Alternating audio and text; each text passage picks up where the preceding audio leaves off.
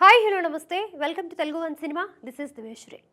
1996లో వచ్చిన blockbuster movie భారతీయుడికి సీక్వెల్గా రూపొందిన చిత్రం భారతీయుడు 2.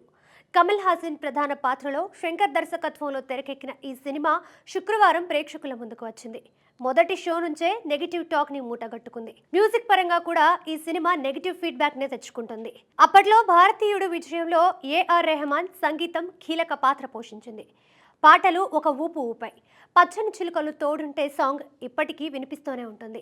రెహమాన్ నేపథ్య సంగీతం కూడా సన్నివేశాలను ఓ రేంజ్లో ఎలివేట్ చేసింది.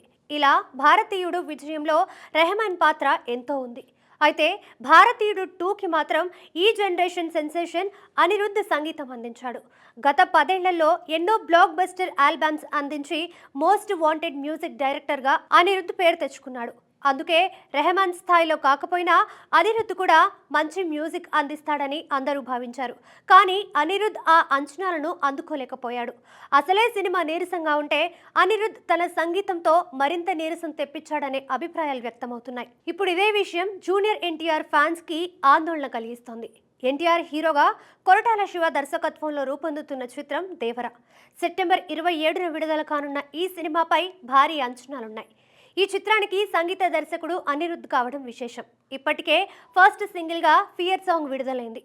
ఈ సాంగ్ ఆకట్టుకున్నప్పటికీ ఎన్టీఆర్ అనిరుద్ధ్ కాంబినేషన్ హైప్కి తగ్గ రేంజ్లో లేదనే కామెంట్స్ వినిపించాయి.